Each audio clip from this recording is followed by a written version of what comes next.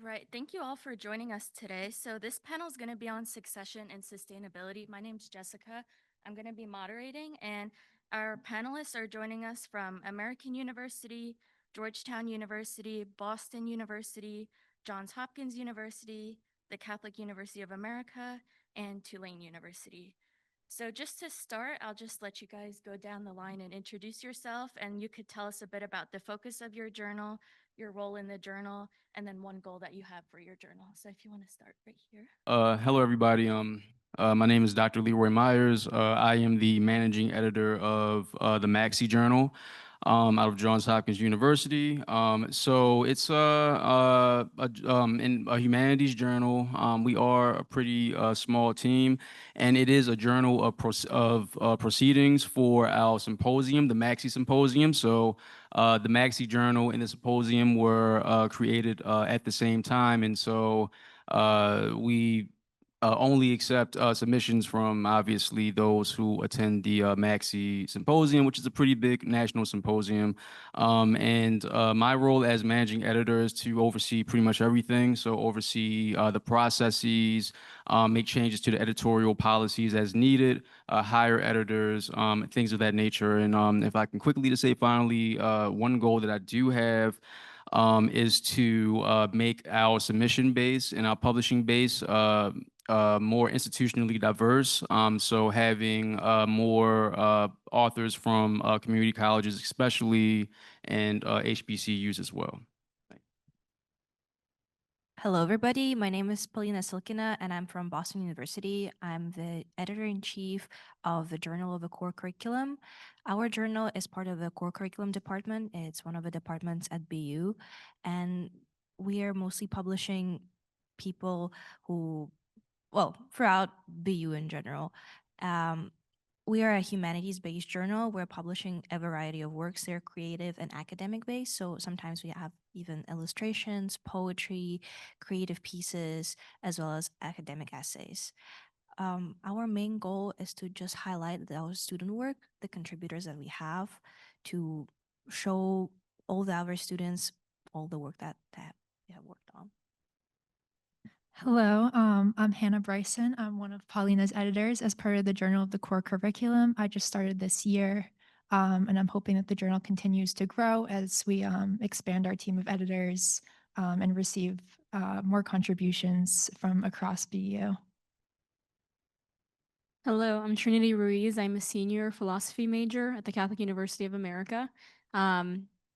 Our team works on Inventio, which is the university's undergraduate research journal. We are a multidisciplinary journal that publishes research in the humanities. We're completely student-led, composed of about 13 staff members.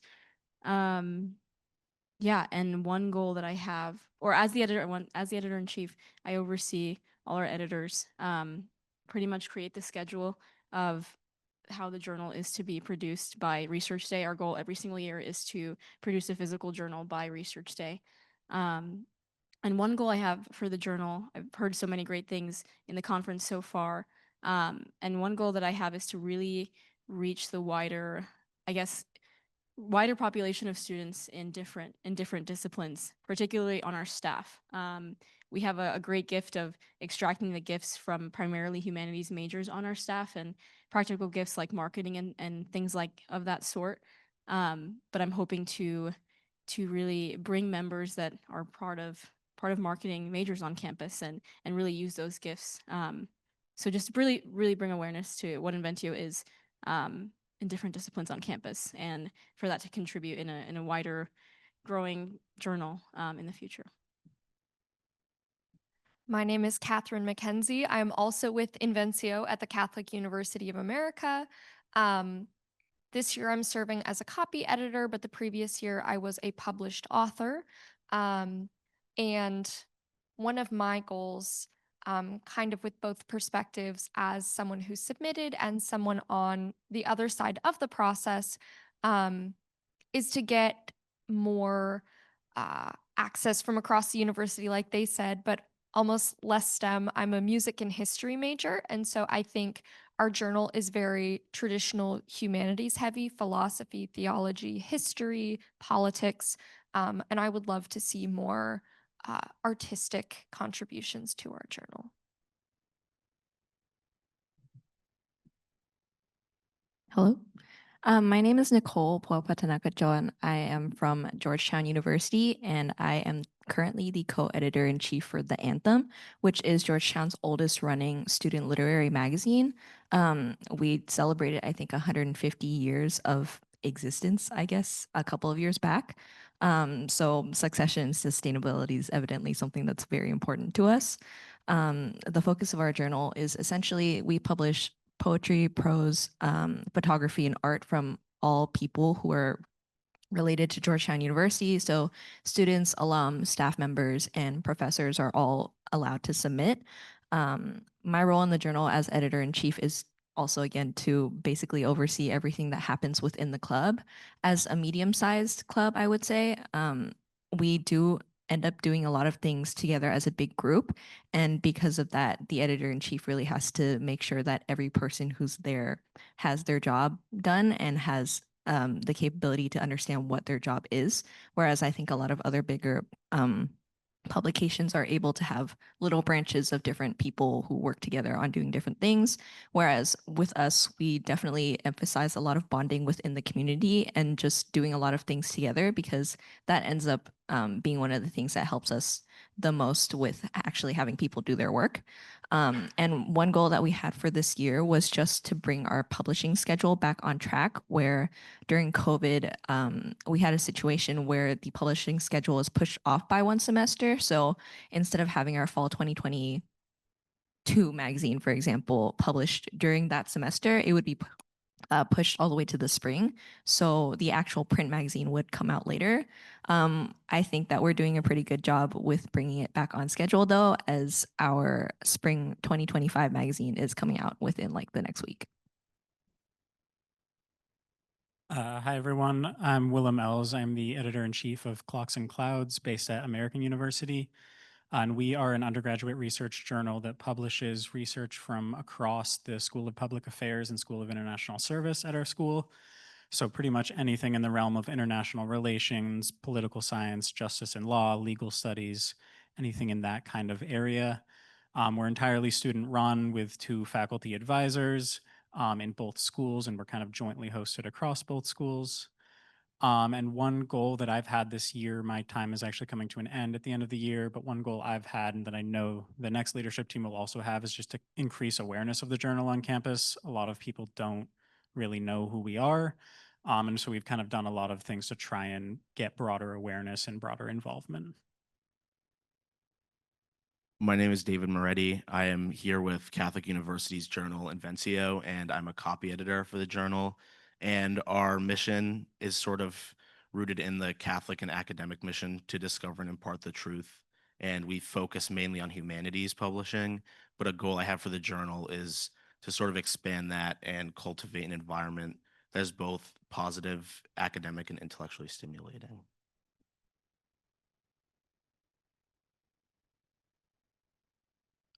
Hi, my name is Andrew Squitiro. I'm the Assistant Director of Office of Undergraduate Research and Fellowships at Tulane University. I serve as the staff advisor to the Tulane Undergraduate Research Journal, which is a multidisciplinary research journal. We accept publications from across the globe and from any discipline except the creative arts. That's something I've heard at the symposium so far, is that a lot of folks accept submissions even from creative fields. That's something we don't do, and I'd like to start doing that. Good morning. My name is Lauren McGinn. I work at Inventio through the Catholic University of America with Trinity, Katherine, and David. And I am basically their website manager. So they handle mainly kind of the print issue, the book that we release every year. And I handle everything that goes online. And I'm excited to say that in addition to our amazing print issue that we give, we have like a thriving online culture. So with each issue, we have a set of like quite good author interviews that go along with every single essay that's been published, kind of speaking about the research, the person that the research is coming from, any faculty advisement, any kind of connection to CUA, and like really exploring the culture that has cultivated this research. So that kind of helps with succession and sustainability in terms of having an audience. In addition to that, we've also launched, I think we're going to call it a sub-publication of our journal, but to kind of increase access points, we have an online-only issue, which is called Aspectus. So go on to our website to look at that. But that's kind of my main goal for our journal is in order to increase engagement, increasing points of access for students. And I think that Aspectus has already been a great way to kind of hit those departments and students that our main issue is kind of eluding currently. Yeah. Great, thank you. So going in that same speaking order, succession and leadership in student journals is a major issue because some journals kind of fade away once your leaders graduate and move on if you can't recruit new members. So what are some things that you or your journal are doing for succession planning, and what are some things that you wish you could do to improve your planning? Yeah, so I think for the Macksey Journal, right now we kind of are in an interesting position when it comes to thinking about secession. So, like I said earlier, I'm a postdoc, and so my contract is for 15 months. And I started last May, so I haven't been there that long. And so when it comes to that, I think the best thing that I can do, and I don't really know what my future is as of right now when it comes to my current position, but I think that having that in the back of my mind, I figured that the best thing for me to do is just to try to make more or less slight improvements. So not to try to overhaul major things, especially because, I stepped in, in the middle of a lot of things that were going on. So our office, so I work out of the JHU's Office of Undergraduate Research, Scholarly and Creative Activity. And so I do notice that it seems like there aren't as many journals that are like directly inside of undergraduate research offices, and so this one is, and it is a bit smaller. But I say all that to say, I just I'm trying to make more or less smaller changes with some of the processes, trying to streamline some things with the editorial policies. And the thing that I wish I really could do, which I've tried to a certain extent. I've started at least trying to build out context. So the journal, I can tell it's gone through many iterations, and I think that's like one of the main things we've all been hearing so far. And so with that, I feel like the journal, in so many words, it has a story to tell. We've had well over 100 different kinds of authors over the course of 5 years. And so for me, when I look at some of these past issues, I'm just like, well, there is a story here. There was a story when we did the very first issue in 2020. There's a story there in 2021. And so how can I go, how should the journal's narrative be told, and how can it be used to make a more effective journal and build out an identity that it extends a bit beyond the Macksey Symposium, which is its main attachment. For the Journal of the Core Curriculum, which has existed for 34 years, it has definitely been a struggle to retain a certain consistency because each year we have a new editorial board because the journal is part of the core curricular under the department. So technically you don't even know your team before you're coming in, and a lot of people change. I stayed in the journal for 4 years of my undergraduate career, first as an editor, and then 3 years in a row, I have been the editor in chief. So after I graduate, which is this year, the journal will go for a big change. But I feel like we bring a certain energy.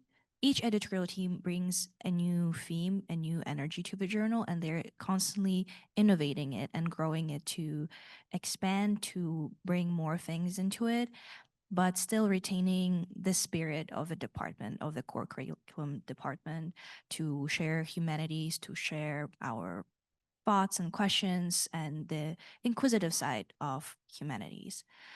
So I do have trust in the editorial team that I have been working with, and I know that some people want to return to the journal next year.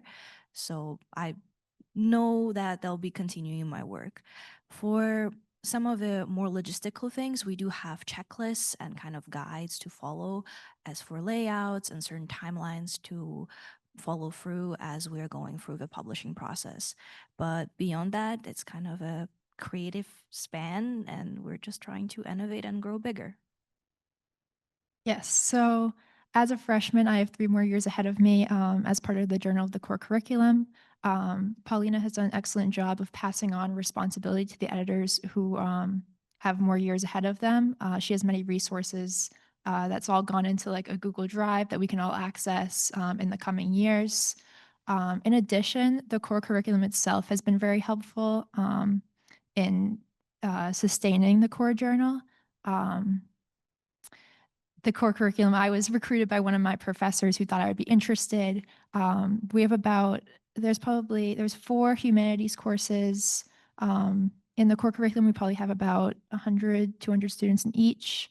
And people can also minor in the core curriculum. So we have a big community to work from and pull from.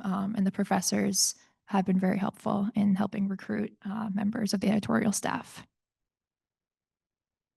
Yeah, so our process for succession has been achieved in the past few years, and I'm confident that they'll be achieved in the coming years, primarily for a few reasons. One reason being, so Inventio is definitely special in the way that in our undergraduate research journal is actually a class that students can take in the honors program, and if you're outside the honors program, you can also take the course, and it counts towards the English minor. Which is a great incentive for students. So even if they're just looking for extra credit and very good professional experience, it is an incentive to take the course. In addition to that, one of our faculty editors, Dr. Taranakuma, is just wonderful at outreaching to students that she knows and students that she's witnessed grown throughout the years.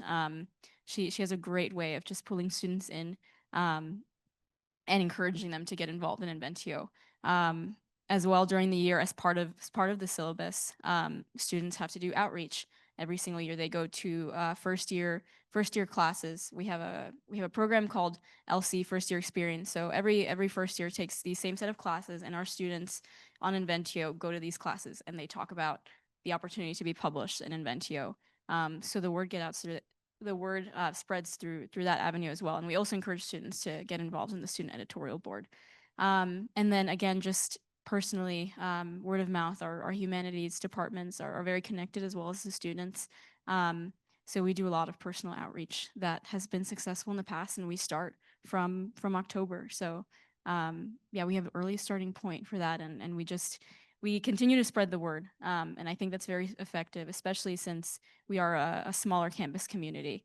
Yeah, and again, another goal that I have to increase succession is just to bring I guess it inspired me from the previous previous presentations that we just had. It's just expanding our marketing. I think that's super important, and I think we've been doing it well so far. But I think with the help of students from the business school and different departments on campus, I think marketing is definitely key in seasons that Inventio is not operating. We operate primarily in the spring. As a team as a whole. But outside of those months, I think that'll definitely increase the succession.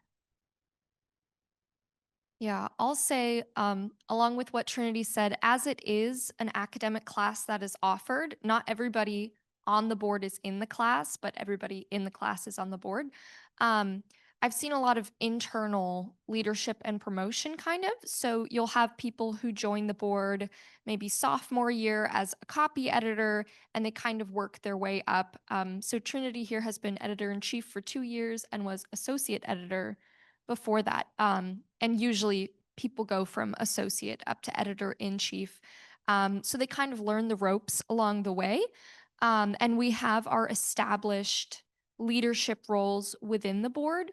And so while the individuals might change and the number of individuals kind of working in those subgroups, such as, the head copy editor might have this year, we had 6 copy editors, while in other years maybe it was 3, maybe it was 4, but the roles do not change, although the individuals do. So that helps create continuity throughout the years, and we have had 10 successful years of publication where the quality has only grown. So the Anthem has a system where in our constitution as a club, we're only allowed to have editors in chief for 1 year, one complete academic year. And after that, it has to move on to a different person. We just do that for like diversity's sake and just so different people have different opportunities to contribute the most that they can or want to the club. And so that does create a little bit of a difficulty with succession because people just aren't allowed to continue being editor in chief after they've done it for a while. And so that ends up having a situation where like people come in a little bit inexperienced potentially, and they may not like know the ropes or have the proper knowledge that they need in order to be able to do the editor-in-chief job. One of the problems that we were having is that a lot of our members who are on the board already felt that the editor-in-chief job was a little bit just like a lot of work, which they see us do all of this work all the time. And there's a lot of work that we do behind the scenes that they also don't know about. And so that becomes like one of those issues where everybody's very content with the position that they're in, and therefore nobody really feels like they need to move up. But with the nature of the Anthem, because so many people are bonded to each other, and one of the big reasons why people, I think, continue to stay with the club and continue to work with the club is because they make a lot of friends there and they just like the people that they know. And because of that, I think that eventually when we get to a point where, say, for example, no one wants to run for editor in chief, most of the people who are in the club know that somebody has to. And at some point someone will concede and be like, I will do this job because I care about the health of this club and I care about this community. And that pushes them to really just actually succeed as people and as editors in our club. And so that I think ends up being one of the things that helps our succession the most is just the fact that everybody's so well bonded to each other. I think what we could have done better this year was to encourage people to think more about their future at the Anthem earlier. And because they didn't really do that in the beginning, I think it made it more difficult during our election season when that all had to happen. Our club does run only on elections and it doesn't run on any appointments unless it comes to a point like in the beginning of the semester where there is a role that is unfulfilled. We'll open it up to anybody who really wants to do it, and then they'll have their first experience as part of the Anthem. And so we would definitely, or if I had to go back and do it again, I would definitely emphasize a little bit more the roles and the things that you can achieve depending on which role that you get and how you can move up in the chain. So for example, I started out as an assistant secretary a couple of years back, and then I moved up to secretary. And after secretary, I became editor in chief. And that usually tends to be similar to what the succession looks like, where you start out as a very minor role, like for example, the newsletter chair or the marketing director. And then usually people will go up to like treasurer or secretary and then move up to editor in chief. Most of the time, in recent years, at least, we have 2 editors in chief. So that at least helps a little bit with the workload and then helps a little bit with having multiple people move up. And that way it looks a little bit less intimidating when you have a lot of work to do, because at the end of the day, it is a team and we're all working together to form one magazine every semester. So everybody always ends up doing something that they need to do. And so far that has worked for us. Hopefully it continues to do so in the future. Clocks and Clouds has been around for, I think, 13 years now. And one of the biggest things that I think helps keep us alive is that both of our faculty advisors are really committed to promoting the journal, whether it's to like the honors program students or to incoming freshmen. I think that really helps kind of spark the interest. Because I think one of the biggest things for having, a next leadership team come in that's strong is kind of getting people in the door in their sophomore year. So the kind of basic requirement to be a reviewer is that you have to complete an introductory research course. So no one's eligible until their sophomore year, but we really try to get as many reviewers as possible because that kind of gets more people interested and you'll get kind of strong candidates for leadership positions out of that. But one of the challenges that I think we face is that the way our review cycle is designed, it's very independent. So we meet at the beginning of the semester and communicate through email a lot, but the work of our reviewers and assistant managing editors is very much like something you do on your own. So it's kind of hard to foster that sense of community, and there's people who might be strong candidates for future leadership positions that kind of don't get engaged enough with the journal to stay on. So that's been kind of a challenge that we've faced. And then the other thing is like we really try to have juniors on our executive board because we want the next editor-in-chief every year to be someone who's been on the executive board before. Next year, it's actually going to be a few sophomores, so they've been on the journal, but they haven't been on the e-board before. So that kind of just means there's more work for me to like make sure that they're prepared for the role. But yeah, I think the biggest thing is just getting people in the door and getting them engaged with the journal. So the Inventio logo reads read, submit, join. And I think the emphasis on being able to join the staff when you see the logo immediately jumps out to me as something that's inviting to others. And I think the emphasis on staff diversity in terms of major and academic discipline is really important when trying to get new staff members. That diversity has sort of led to a very positive and like challenging environment, but one that we all welcome and one that we enjoy going to. And so I think cultivating that positivity and having members that talk about being a part of the student editorial board outside of our editorial meetings is very important. And it also helps that it runs as a class, because at Catholic, I do see sort of a lack of student engagement in extracurriculars. And so running Inventio as a class where people get to collaborate and work together is really important for succession in our journal.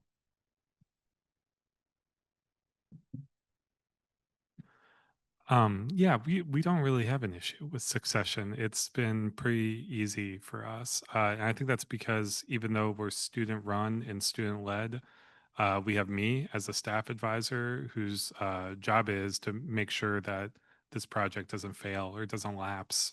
I think the biggest challenge would be if I left and then who in my office would take over that role. And that's how we got acquisition of this journal. Was there what it was in a different aspect of the university. That guy retired, the students didn't know what to do, and so it kind of faltered. And so I think having some sort of succession plan in place for me or for the students. But generally, how we find students is through orientation, freshman orientation. We generally find 2 to 3 freshmen who join on, and then almost everyone stays through until their senior year. And the students that we don't find in orientation, we find through word of mouth. And most of our students are double majors or even triple majors. And it is important for us to have that diversity of discipline. So we try and get a couple different ages and then at least students from each of the 5 schools at Tulane. So also at Inventio, something that I would say that helps us with kind of our succession is the like wide network of publications we have at Catholic University. So we kind of share the wealth amongst like, I think we have some copy editors coming from our student-led newspaper. David and I work on our literary magazine. So like we are able to get groups of students who have kind of copy editing, managerial, or kind of publishing experience. I do think that we have relatively good succession due to the class kind of model. And I'd also say, to add on to something that Trinity mentioned with our first year experience, so these like sets of classes that freshmen have to undergo, and they get exposed to Inventio's name and our staff. They also have an opportunity to be published under their first year experience. And so we have something called the First Year Experience Prize, which has like a really special place in our journal, and it's announced under that moniker. And then also at our kind of, you could call it our university conference, our university research day, which is for all fields of discipline. They're kind of like highlighted and specialized. So I think that having that kind of practice that we have in place not only helps with succession on staff, but really kind of continues to cultivate a healthy call for submissions, which I think other publications on campus sometimes struggle with. Great, thank you. So for those of you with higher turnover rates, or for anyone really, how do you balance innovation and continuity when leadership changes? Like how Dr. Myers mentioned that he notices that all of the journal issues have their own story. How do you make sure that every year or however often that you publish your journals, how do you present that new story, but then still maintain or sustain those core values or mission of your journal?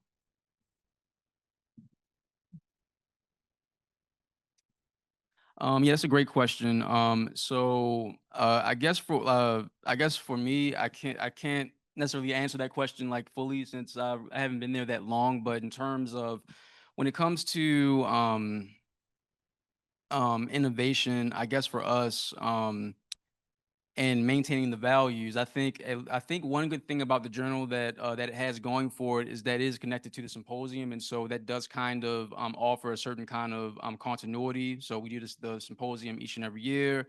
When we do the symposium every year, every year we also have an information session for the Macksey Journal, and so and then also we tend to have people who come more than once over the course of their undergraduate career, and so we tend to have some authors who publish more than once in the journal, and so there is a kind of ecosystem there, and so I think for me, again, since I don't, I know my time here is probably a bit more short term, and so when it comes to innovation, just kind of doing quick and dirty things, and this isn't really innovation. This kind of goes to what I think a question that John asked yesterday about data, Scholastica, things of that nature, and so I feel that what I can do is bring things to my director's attention. Everyone in my office is like really new, and so the office itself is going through this great period of change. So everything's in a state of flux. The journal, each and every, yeah. And so, my director, she's focused on strategic priorities, making sure that, everything is aligned with the priorities of the deans.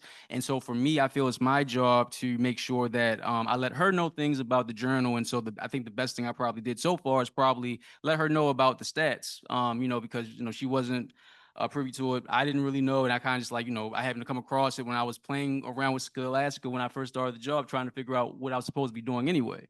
And so I think doing that and then just making sure that I think in the back of my mind, I just kind of follow the guidelines of the symposium, the vision of the symposium, which is really to build and have a sustainable community of humanities-based academics or, undergraduate scholars, I guess I should say, and to have it more accessible. So this form where you have people from community colleges, HBCUs, MSIs, PWIs, all together exchanging ideas. For Sorry. I'm sorry. I'll go and then.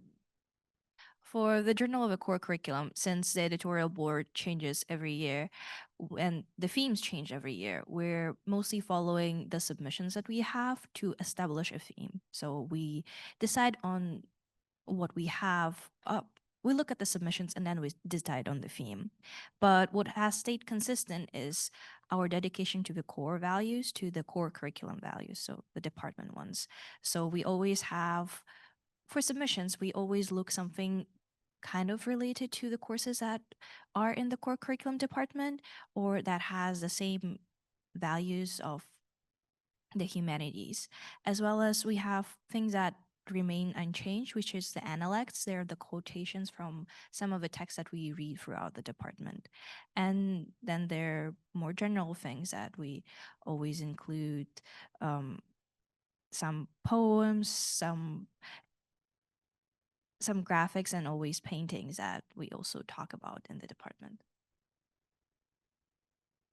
We also have our editor-in-chief change every single year. And so one of the things that I think helps with continuity is just most of the time when we do recruit new people or have people who are in the club, they do tend to stay on for multiple years. And especially with editors-in-chief, we have a system where first they have to be one of the staff members, which just requires you to come to more than half of the meetings during a semester.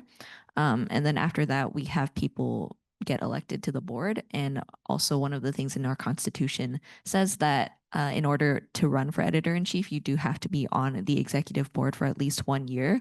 And so I think that does help with people understanding the mission of the Anthem, and with them becoming editor-in-chief eventually, I think it is very important for them to have the experience of understanding what the system is like and what kind of things we do like to publish. And I think that ends up being one of the things that helps them transition into the role more easily.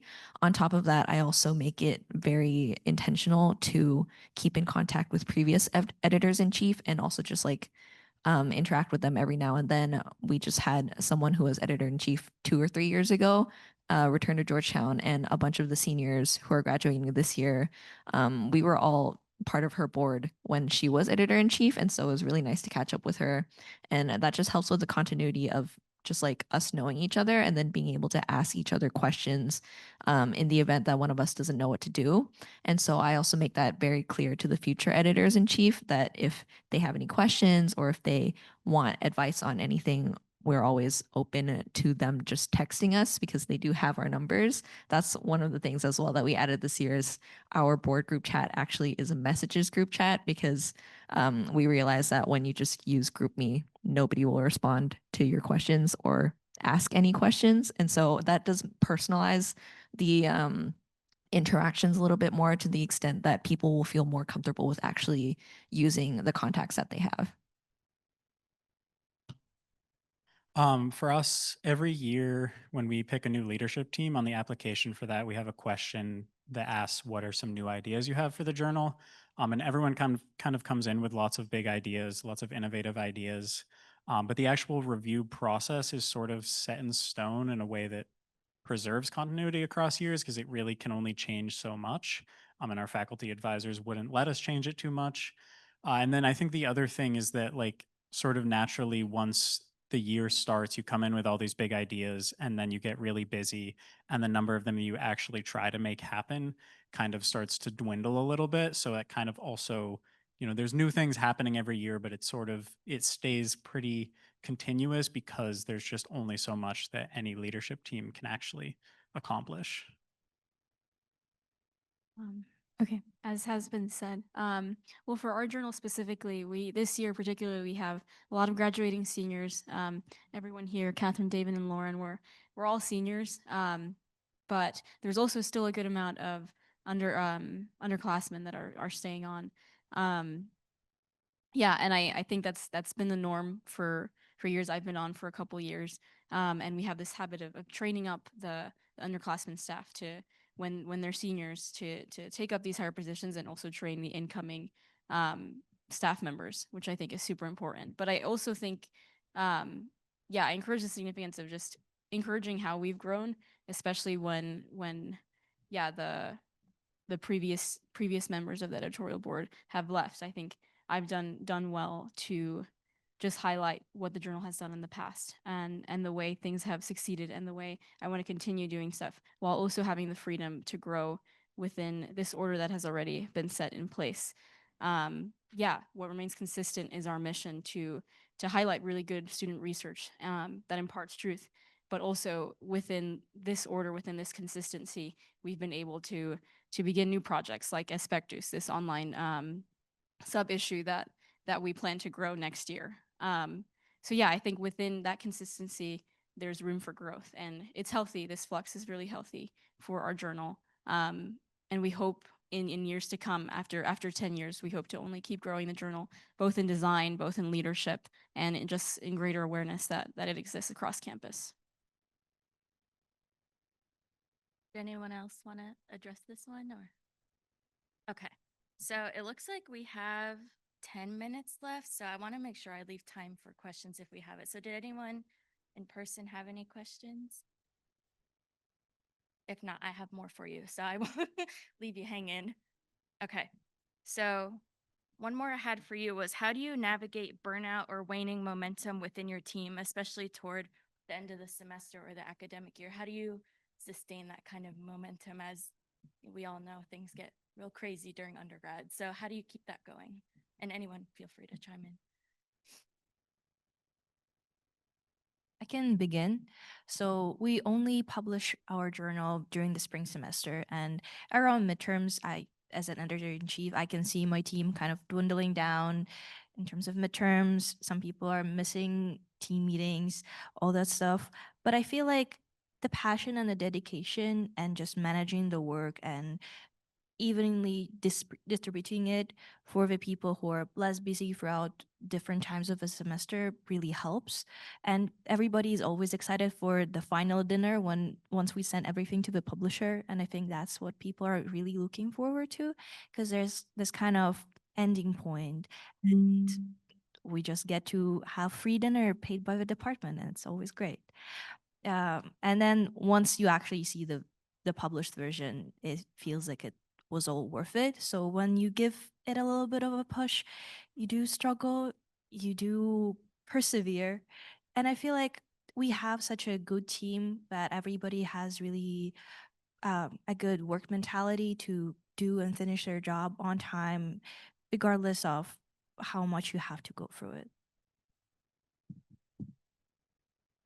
Hannah, do you have any, I don't know, concerns of what you had throughout the journal, as this was your first time?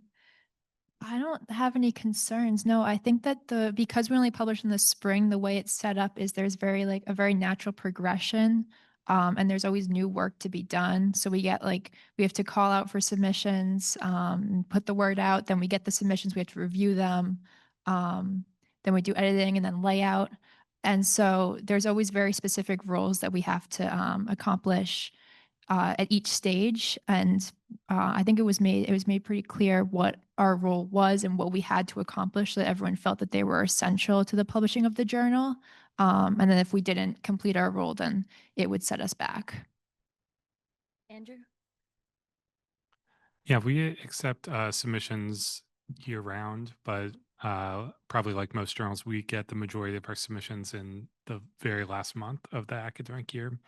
And so to keep busy during the rest of the year, myself and my editors, we train, we do promotions, we talk to various different departments and schools and table at research symposia. And so once we start getting a lot of submissions in March and April, I think my students are very excited to finally be doing the work that we've been training for and talking about all year.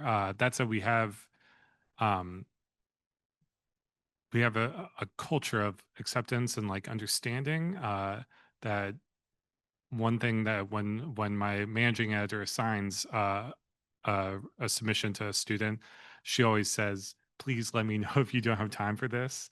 If you don't have time for it, we can assign it to someone else, but it's better if you let us know immediately. And that's something that all of our students and myself, we all trust each other with to let each other know what our capacity is.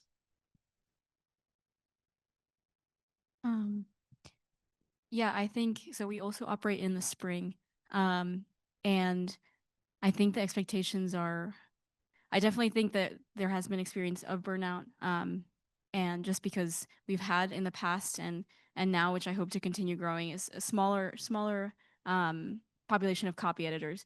Because I think what they do is super important. But I think the emphasis of the associate editor and the editor in chief, of just us offering help, yeah, just in general, it makes the process a little smoother. We also have our faculty editors that are always willing to help. We have visitors almost weekly that are always just always very generous in offering their copy editing skills to our copy editors. Yeah, so one thing I hope to continue is just to grow the staff. Maybe not by a ton, but by a few, like five students, to just, I guess, distribute the work a little more evenly.